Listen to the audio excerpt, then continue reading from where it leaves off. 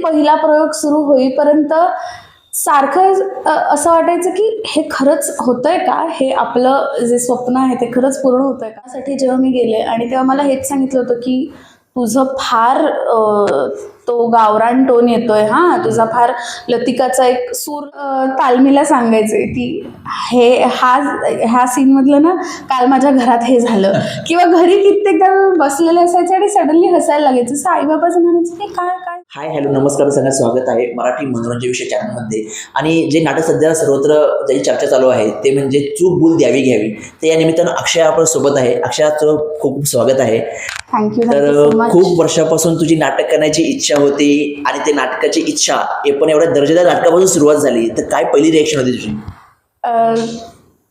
Grateful मानेन मी स्वतःला की इतकी वर्ष आपण ज्या गोष्टीसाठी एवढी मेहनत घेतोय ती मेहनत फळाला आली असं मी समजेन. बरोबर. आणि पण जेव्हा नाटकाच्या तालीम चालू झाल्या किंवा नाटकाचे सगळी रिहर्सल चालू झाली, ती एक प्रोसेस कशी होती? खूप वेगळी प्रोसेस होती, कारण मी आत्तापर्यंत व्यावसायिक नाटक कधीच केलं नव्हतं, मराठी नाटक केलं नव्हतं. याच्या आधी जे काही केलं ते प्रायोगिकच होतं, छोट्या स्केलवर गोष्टी व्हायच्या. आणि अक्षयचं काम टी व्हीवर तर पाहत होतेच मी ऑफकोर्स, पण त्याच्याबरोबर काम करणं किंवा एका माझ्यासाठी नवीन दिग्दर्शक आहेत ते, त्यांच्याबरोबर काम करणं, एखाद्या नवीन कलाकाराबरोबर काम करणं ही वेगळीच प्रोसेस असते प्रत्येक वेळी.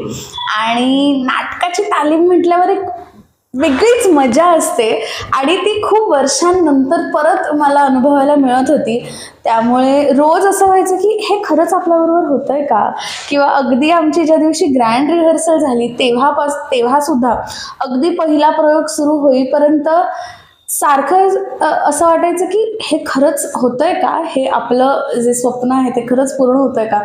आणि मला अजूनही आठवतंय की तिसरी घंटा झाली, आम्ही असे हात धरून एकमेकांचे होतो आणि प्रत्येकाच्या डोळ्यात पाणी होतं. तेव्हा आमचे डिरेक्टर म्हणाले, महेश सर, की मेहनत केली आहे, आज आपल्याला त्याचं फळ मिळणार आहे. आणि ते आहे ना की जेव्हा एक टीम म्हणून आपण एकमेकांवर तेवढा विश्वास ठेवतो आणि म्हणूनच त्याला आपण टीम म्हणतो. बरोबर.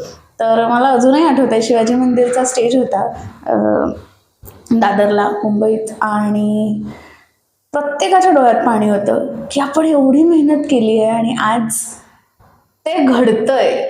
तर तो एक रिलीफ असतो ना आपल्याला सुद्धा की आपण एवढी मेहनत करतो आणि आज त्याचं चीज होतंय. हे असं खूप भरून आलं होतं तेव्हा. आणि आपण पाहतोय की सुंदरा मनामध्ये जस्ट संपली आत्ता, त्यातला तुझा जो भूमिका होती ती पूर्ण वेगळी होती. तो भाषेचा टोन वेगळा होता, तो लहेजा वेगळा होता. त्यातून ऑफ करून, तो रोल ऑफ करून याच्यामध्ये स्विच ऑफ करणं आणि हे चालू करणं हे कितपत चॅलेंजिंग गेलं? खूप होतं, कारण का ह्या नाटकाबद्दल मला सुंदरा सुरू असतानाच फोन आला होता, किंवा त्यावेळेला सुद्धा पहिल्या वाचनासाठी जेव्हा मी गेले आणि तेव्हा मला हेच सांगितलं होतं की तुझं फार तो गावरान टोन येतोय, तुझा फार लतिकाचा एक सूर लागतोय. त्यामुळे ते स्विच ऑफ करणं थोडं कठीण झालं होतं सुरुवातीला, कारण 3 वर्ष एखादं पात्र आपण करतोय, इतकं ते बसलं होतं अंगात की इतर वेळी सुद्धा, घरी असताना सुद्धा, मित्रमैत्रिणींबरोबर असताना मी पटकन लतिकासारखे एक रिस्पॉन्स द्यायचे. आणि पण ज्या क्षणी सिरियल संपली, त्यात मला माहीत नाही काय कुठून आलं, कसं आलं, ज्या क्षणी ती सिरियल संपली त्याच्या दुसऱ्या दिवशी जेव्हा मी स्विच ऑन झाले तेव्हा मी उषाक्कासाठीच पूर्णपणे 100% होते. सो कधी कधी आपण म्हणतो ना की एखादी गोष्ट संपते तेव्हाच काहीतरी नवीन सुरू होतं, आणि आय थिंक माझ्यासाठी त्यामुळे ते ट्रान्झिशन माझ्यासाठी माहीत नाही का सोपं झालं. कारण 3 वर्ष एखाद्या पात्राला दिल्यानंतर टेक्निकली माझ्यासाठी ते खूप मोठी गोष्ट होती की अरे बापरे आपली मालिका संपते, पण माझ्याकडे नाटक होतं आणि त्या नाटकाने मला तेवढी ताकद दिली पुढे जाण्यासाठी. आणि चूक भूल द्यावी घ्यावी एक टर्निंग पॉईंट आहे माझ्यासाठी पर्सनली सुद्धा आणि आमच्या पूर्ण टीमसाठी सुद्धा, कारण एवढ्या गाजलेलं नाटक आहे आणि क्लासिक आहे, ते कल्ट आहे त्याच्या ह्याच्यात. So switch on switch off करणं थोडं सुरुवातीला डिफिकल्ट होतं, मग नंतर केलं सोपं, ते माझ्यासाठी झालं नाही, ते माझ्या टीममेट्सने, आमच्या डिरेक्टरने ते आणि केलं एका सोपं. दुसऱ्या अर्थाने अक्षयच्या रूपाने स्वामीच आपल्या सोबत असल्यामुळे कदाचित ते सुद्धा झालं असेल. बरोबर.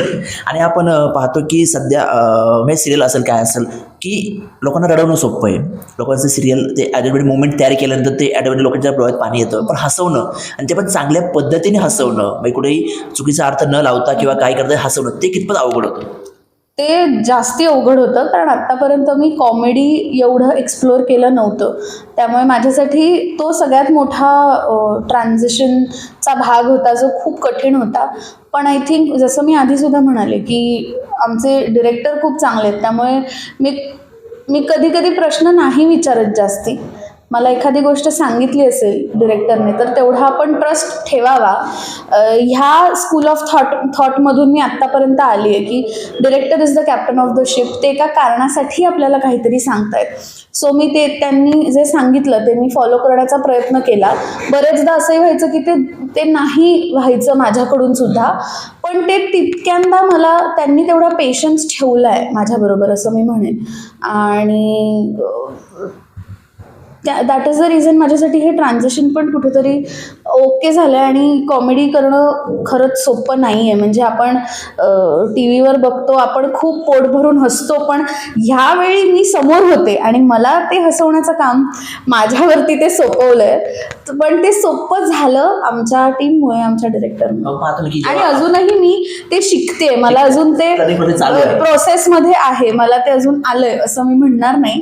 प्रत्येक प्रयोग काहीतरी नवीन शिकवून जातं मला सुद्धा. आणि पाहतो की मराठीमध्ये कॉमेडीचे खूप मोठमोठे ॲक्ट्रेस आहेत, ॲक्टर आहे की जे कॉमेडी बाप आहेत, की तू असं डोळ्यासमोर कोणाला ठेवलं होतं की नाही यांची ॲक्टिंग बघून मी लहानपासून कॉमेडी बघून लहानाची मोठी झालेली आहे, किंवा यांचं मी कॉमेडी म्हटलं यांचा आदर्श मानते मी, अशी तुझ्या डोळ्यात समोर आलेली व्यक्ती कोण आहे? निर्मितीताई आणि विशाखाताई. आणि ऑफकोर्स आता सुद्धा मी ऑलमोस्ट सगळ्यांचीच कामं कमाल आहेत. म्हणजे वनिता खरात आहे, नम्रता आहे आणि शिवाली आहे, तर ह्यांची कामंसुद्धा मला तितकीच आवडतात.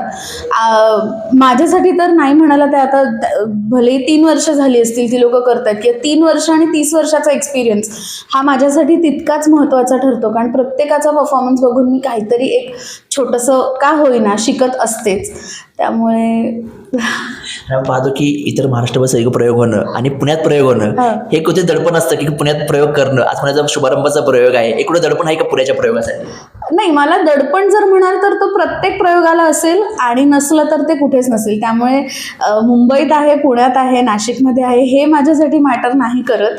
कारण काय आता मुंबईतला जो म्हणजे आता पुण्यातली लोक काय म्हणजे आवडलं तर आवडलं म्हणूनच सांगणार, नाही आवडलं तर ते आम्ही ॲज अ फीडबॅक म्हणून घेणार. सो दडपण नाही आहे, पण ती उत्सुकता आहे की मुंबईतल्या लोकांचा काहीतरी वेगळा रिस्पॉन्स आहे, पुण्यातली लोक आता आम्हाला कसा रिस्पॉन्स देतील, आणि जो काही देतील तो डेफिनेटली आम्ही आमच्या प्रगतीसाठीच ते कन्सिडर करू.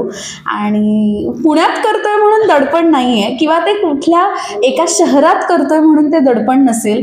दडपण इतकंच असेल की आम्हाला आमचं बेस्ट द्यायचं आहे, कारण तुम्ही तुमचा वेळ घालवून, तुमचे पैसे देऊन आमचा प्रोग्राम किंवा आपलं नाटक बघायला आला आहात, तर आम्हाला तुम्हाला कुठेच लेट डाऊन करायचं नाही आहे, याच गोष्टीचं एक दडपण असेल. बरोबर. आणि आपण पाहतोय की नाटकामध्ये नात्याचे एक गुंफण केलेली आहे, नातं कसं डेव्हलप होतं, एक साथ, एकमेकांची साथ कशी असते. तर रिअल लाईफमध्ये तुझ्या घरात हे सगळं तुला अनुभवत असतं की रिलेट होत असतं, ते कशा पद्धतीने रिलेट होतं? प्रत्येक टप्प्यावर. म्हणजे मी रोज तालमीला सांगायचे की ह्या सीनमधलं ना काल माझ्या घरात हे झालं, किंवा घरी कित्येकदा बसलेले असायचे आणि सडनली हसायला लागायचं. असं आईबाबाचं म्हणायचं की काय झालं, नाही मी एवढंच सांगायचे त्यांना, तुम्हाला नाटक आवडेल. कारण माझे आई बाबा किंवा माझ्या आईचे काका काकू जे आहेत ना, त्यांना पण मी तितकीच क्लोज आहे, माझे आजी आजोबाच आहेत. तर त्या दोघांमध्ये पण खूप सिमिलॅरिटीज आहेत ह्या जोडप्याचे. म्हणजे ते स्वतः, माझी आजी ती बघायला आली होती, तर ती म्हणाली की अगं प्रयोग झाल्यानंतर ती मला म्हणाली की अगं काय मला तर यांचीच आठवण आली नाटक बघताना. तर असे म्हणजे घरातल्या गोष्टी मला नाटकात सापडल्या किंवा नाटक करताना मला ते सोपं झालं, कारण ते छोटे छोट्या ज्या काही गोष्टी आहेत ना, जे अनुभव आहेत तुम्ही नाटकात घ्याल ते तुम्हाला प्रत्येकाला तुमच्या खऱ्या खऱ्या आयुष्यात, म्हणजे जर तुमचं लग्न झालं असेल, तुमच्या लग्नाला खूप वर्ष झाली असतील, तर नक्कीच तुम्हाला नाटकातले प्रसंग पाहिल्यावर असं वाटणार की हे आमच्या घरात सुरू आहे. किंवा तुमचं लग्न झालं नसेल किंवा नुकतंच लग्न झालं असेल, पण तुम्ही म्हणाल की हे आमचे आई बाबा, काका काकू, आजी आजोबा या लोकांसारखे आहेत.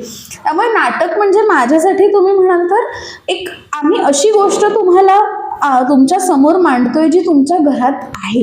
तुमच्या घरातलीच गोष्ट आम्ही तुमच्या समोर मांडत आहोत आणि खूप मजा येणार आहे तुम्हाला, असं म्हणेन. आणि याच्यामध्ये नवरा बायकोच्या नात्याबद्दल भाष्य केलेलं आहे. तर तुझा नवरा बायकोच्या नात्याकडे पाहण्याचा दृष्टिकोन या नाटकाच्या दृष्टीने कसा बदलला?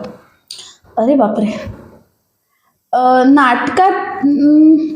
नाटकामुळे एवढंच माझा दृष्टिकोन हा इतकाच बदलला की प्रत्येक नात्याला त्याची वेळ देणं खूप महत्त्वाचं आहे आणि ते फुलत जातं, इतकंच म्हणेन मी. आणि चुका होतात, काही गोड कडू गोष्टीसुद्धा होतात, पण ते नातं किती टिकून आहे किंवा त्या चढ उतारात कसं तुम्ही एकमेकांना सांभाळता हे खूप महत्त्वाचं आहे. आणि हा एक खूप चांगला टेकअवे होता माझ्यासाठी या नाटकामधून, की बऱ्याच गोष्टी येणार किंवा प्रत्येकाच्या स्वभावातल्या प्रत्येक गोष्टी आपल्याला आवडतीलच असं नाही, पण त्या न आवडणाऱ्या गोष्टींमध्ये सुद्धा तुम्ही कशी त्या व्यक्तीची साथ सोडत नाही किंवा आपल्याला ती व्यक्ती का हवी आहे आपल्या आयुष्यात, हे खूप महत्त्वाचं आहे. तर मला नाटकामधून हे खूपच चांगला बोध मिळाला असं म्हणायला काही हरकत नाही. कारण कसं आज तू त्या याच्यामध्ये नाहीये, पण फ्युचरमध्ये जाणार आहे, तर एक म्हणतो ना की नंतर कोणी सल्ले देण्यापेक्षा तू ते लाईफ जगून त्या याच्यामध्ये एंटर करणार आहे, तर ते तुझ्यासाठी खूप महत्त्वाचं ठरणार आहे. म्हणून मी ऍक्च्युली हा थोडासा तुला त्या दृष्टीने प्रश्न विचारला. तर आता प्रेक्षकांना नाटक पाहण्यासाठी काय आव्हान करशील? मी इतकंच म्हणेन की तुम्ही खरंच या, कारण तुम्हाला कुठेतरी असं वाटेल की अरे ही आपल्या घरातली गोष्ट आहे, किंवा असंही होऊ शकतं की मला ही गोष्ट माझ्या आयुष्यात झालेली पाहिजे. आपण जेव्हा पिक्चर बघतो, एखादी फिल्म बघतो, सिरियल बघतो, तेव्हा आपण का त्यात इन्व्हेस्टेड असतो, कारण आपल्यालाही असं वाटतं की माझ्या आयुष्यात पण हा असा हिरो पाहिजे किंवा मला पण ही अशी हिरोईन पाहिजे माझ्या खऱ्या आयुष्यात. इथे तुम्हाला आम्ही तुमचं खरं आयुष्य दाखवत आहोत, त्यातला काय एक तुम्हाला खूप छान वाटेल की अरे आपली गोष्ट कोणीतरी सांगतोय, आणि हीच ती गंमत आहे. मी इतकंच तुम्हाला सांगेन की जेव्हा तुम्ही घरी जाल ना, तेव्हा तुमच्या चेहऱ्यावर एक हसू असेल आणि तुम्हाला तुमच्या बरोबर राहणाऱ्या किंवा तुमच्या व्यक्तीची किंमत तुम्हाला कुठेतरी थोडी जास्ती वाटेल. आणि तुम्ही घरी जाऊन नक्कीच त्याला प्रश्न विचाराल की बाबा तू सुखी आहेस ना, किंवा आपलं चांगलं सुरू आहे ना, we are doing good right. आणि हाच एवढाच टेकअवे आहे. सो मी म्हणेन एकटे नका येऊ, एकटे आलात तर वेल अँड गुड. माझ्यासारखी जर कोणी असेल तर ती नक्कीच काहीतरी फ्युचरसाठी अजून काहीतरी विचार करेल. पण जर तुम्ही एक कपल असाल तर प्लीज आपल्या जोडीदाराला घेऊन या. काहीच नाही, आईबाबांबरोबर येऊन बघा हे नाटक, सासू सासऱ्यांना घेऊन या, मित्रमैत्रिणींबरोबर घेऊन या. कारण या नाटकात फक्त नवरा बायकोचं नातंच असं नाही, इतर बऱ्याच नात्यांमधली एक जी गंमत जम्मत आहे ना, ती तुम्हाला बघायला मिळणार आहे आणि खूप मजा येणार आहे. त्यामुळे ते जे 2-2.5 तास तुम्ही घालवून याल ना, पैसा वसूल नाटक आहे असं मी तुम्हाला म्हणेन. तुम्ही रिफ्रेश होऊन जाल की जो काही तुमचा मंडे टू फ्रायडेचा जो काही तुमचा एक ताण असेल ना, ते सगळं उतरून जाईल.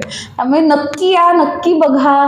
काय वाटतंय तुम्हाला, आम्हाला येऊन भेटा, कारण आमच्यासाठी तुमची प्रतिक्रिया खूप महत्त्वाची आहे. त्यामुळे आम्हाला नक्की या, भेटा, आम्हाला खूप आवडेल.